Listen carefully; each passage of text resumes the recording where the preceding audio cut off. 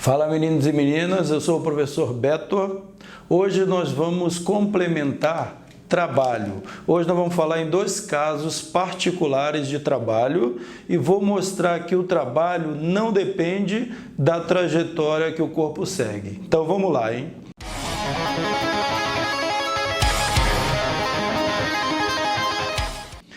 Aqui nós temos, duas situações, o trabalho da força-peso e o trabalho da força elástica. Aqui nós temos uma rampa onde eu vou pegar um corpo e vou soltar aqui, ele vai descer. Então, o detalhe importante, isso daqui é um plano inclinado. Aqui eu vou mostrar para você que o trabalho não depende da trajetória que o corpo segue. Então, nós sabemos que aqui existe a força-peso, A força-peso é vertical para baixo, mas quem leva esse corpo para baixo é essa componente do peso que nós chamamos de Px. É esta força Px que leva esse corpo para baixo. Então vamos aqui, Lá de plano inclinado nós sabemos que Px é peso multiplicado pelo seno do ângulo que a rampa forma com o plano horizontal.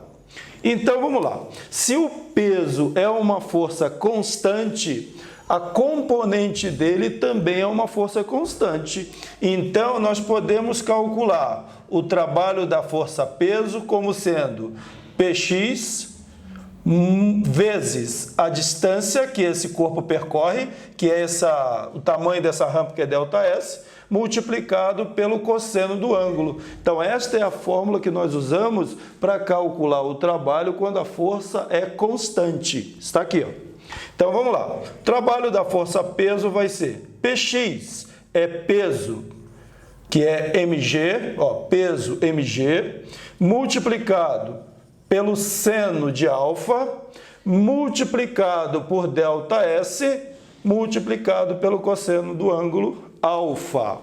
Olha só. Quando nós trabalhamos com esse seno aqui, com essa distância, vamos analisar aqui. Aqui eu tenho um triângulo retângulo, onde alfa é o ângulo, esta altura é h, a altura que o corpo cai, e ΔS, essa hipotenusa aqui. Então, olha só, o seno do ângulo alfa é cateto oposto, que é h, sobre a hipotenusa, que é ΔS. Olha só, então se eu passar o ΔS para cá multiplicando, vai ficar ΔS multiplicado pelo seno de alfa, é h. Então, olha aqui, isto daqui, isto daqui, nós chamamos de H. Então, olha que interessante aqui, trabalho da força-peso é igual a mgh cosseno de alfa. Então, vejam que eu posso eliminar este cosseno do alfa. Vamos analisar, O trabalho da força-peso depende apenas da força-peso e da altura. Esse cosseno do alfa é só para indicar se o trabalho é positivo ou negativo. Então, vamos eliminar isso daqui, Se esse corpo está descendo, descendo, Px está no mesmo sentido. Então, o ângulo é 0, o cosseno de 0 é 1 positivo. Se ele estiver subindo, contrário a Px, o ângulo é 180. Cosseno de 180 é menos 1, o trabalho vai ser negativo. Então, vamos eliminar isso daí, falando assim, que o trabalho da força-peso vai ser mais ou menos mgh.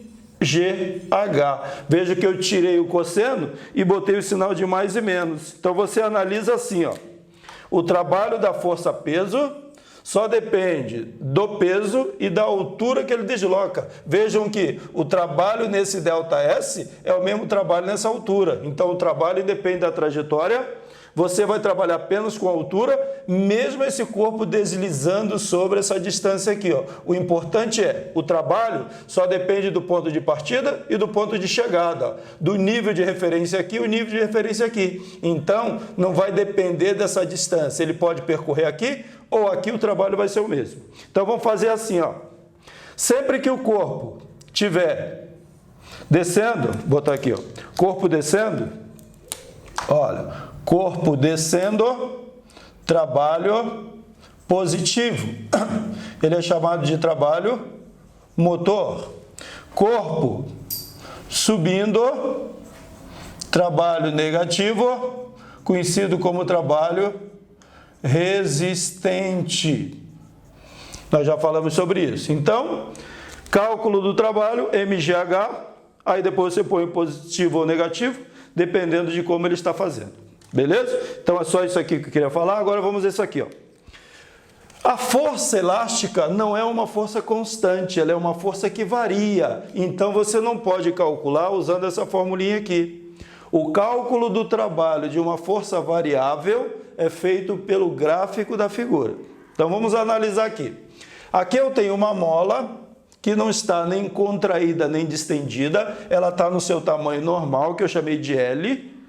Aí o que eu vou fazer? Eu vou aplicar uma força sobre a mola e vou comprimi-la de uma distância x. Então veja, se eu aplico uma força na mola e comprimo ela, o que vai acontecer? Vai ter uma força em sentido contrário aqui, ó, que nós chamamos de força elástica.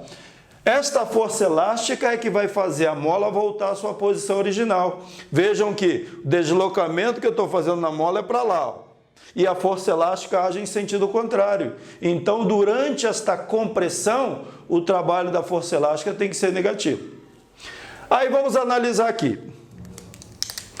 Se nós tivermos uma força aplicada a zero, a força elástica também é zero, a mola está na sua posição normal. À medida que você vai aumentando a força aplicada na mola, a força que a mola faz para voltar à sua posição original vai aumentando cada vez mais. Ó, à medida que a deformação vai aumentando, a força elástica vai aumentando. Então, quando a mola sofreu uma deformação X, a força que a mola está fazendo é chamada de força elástica. Vejam que esta força varia à medida que a deformação também varia. Vejam que aqui, ó, eu formei uma figura geométrica que é um triângulo.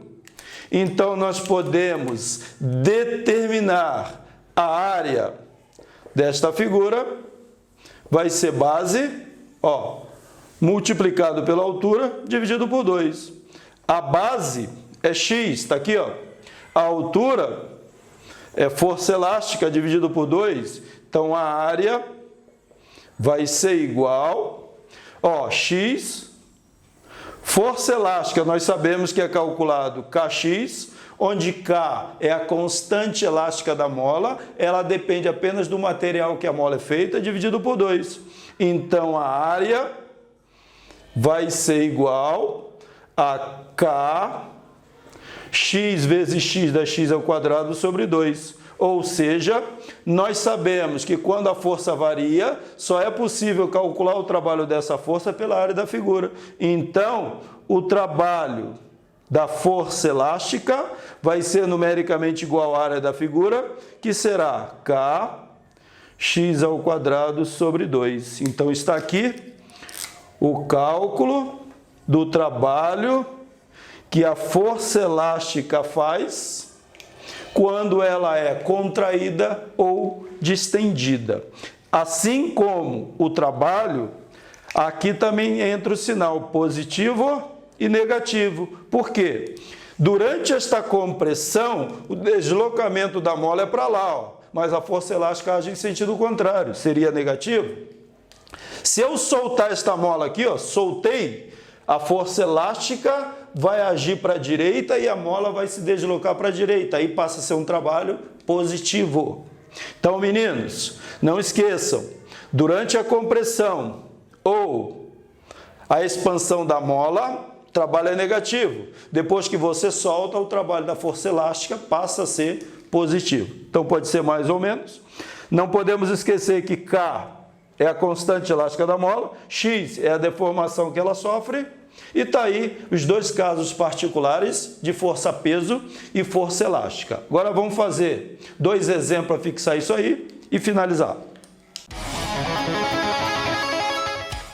Então vamos ao exemplo aqui, ó.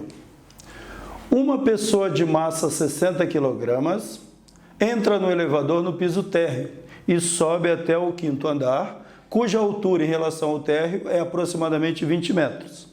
determine, ou considerando G 10 metros por segundo ao quadrado, calcule o trabalho da força-peso durante a subida da pessoa. Então, aqui está a pessoa, olha, aqui está o piso térreo, e a pessoa está aqui, ó.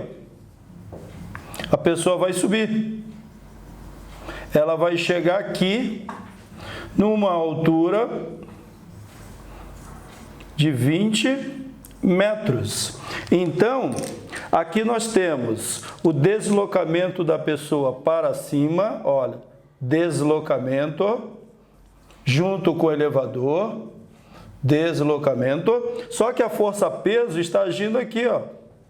Olha a força-peso. A força-peso é vertical para baixo.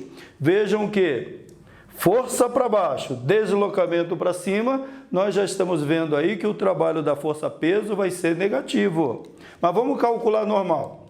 Então, como nós vimos, trabalho da força-peso é mgh, ou seja, força-peso, o trabalho dela independe da trajetória. Vamos substituir os valores. Massa desse corpo, 60 kg. Multiplicado por G, que vale 10 metros por segundo ao quadrado. Então, mg é força-peso, multiplicado pelo deslocamento, que foi essa altura de 20 metros.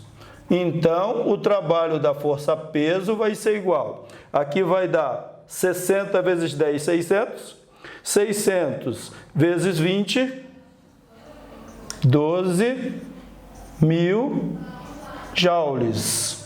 Olha, trabalho da força-peso. Então, 12, acrescenta 3 zeros, 12.000 joules. Como força-peso para baixo, deslocamento para cima, é só vir aqui agora e colocar o sinal de menos. Ou seja, o trabalho da força-peso, neste caso, é um trabalho resistente, porque esse trabalho deu negativo.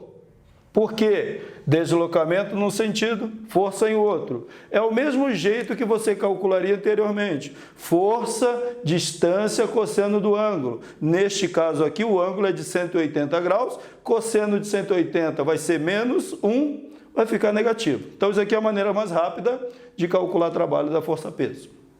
Agora, vamos ao outro exemplo. Uma mola está aqui, ó, cuja constante elástica é 200 newtons por metro, é comprimida por uma força. Então, olha aqui, eu vou comprimir esta mola por uma força, ó. Estou comprimindo aqui, ó. Força que eu estou fazendo para comprimir a mola.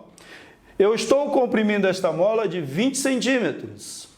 Ele quer saber, neste caso, qual é o trabalho realizado pela força elástica. Aqui está.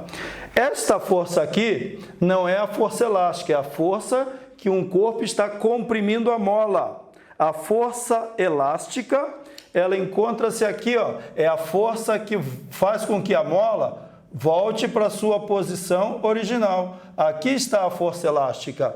Então, vejam que o deslocamento é para cá, olha, deslocamento para cá, deslocamento e a força para lá. Então, nós estamos vendo que durante esta compressão, a força elástica age em sentido contrário ao deslocamento da mola. Então, o trabalho da força elástica, neste caso, vai ser negativo. Então, vamos lá. Calculando, trabalho da força elástica é igual a kx ao quadrado sobre 2, onde K é a constante elástica da mola e X é a deformação sofrida pela mola, que foi de 20 centímetros. Então, o trabalho da força elástica vai ser igual a K, 200 newtons por metro. Deformação 20 centímetros, vejo que centímetro e metro são unidades diferentes, vamos ter que igualar, então vou passar 20 centímetros para metros, que dá 0,2 metros, então aqui vai ficar 0,2 ao quadrado sobre 2.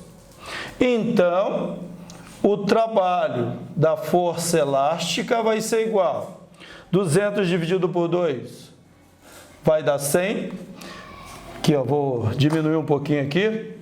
Ó, vai dar 100. 0,2 elevado ao quadrado dá 0,04.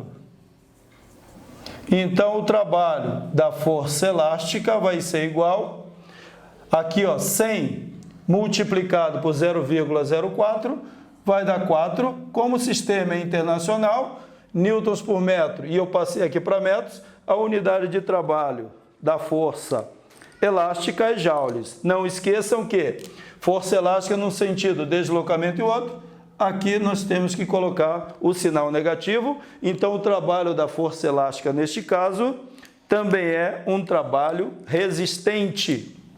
Então, está aqui, trabalho da força elástica nesse deslocamento. Tranquilo, espero que tenha facilitado a vida de vocês aí. Não esqueçam de dar aquele joinha, se inscrever no canal. Valeu, galera!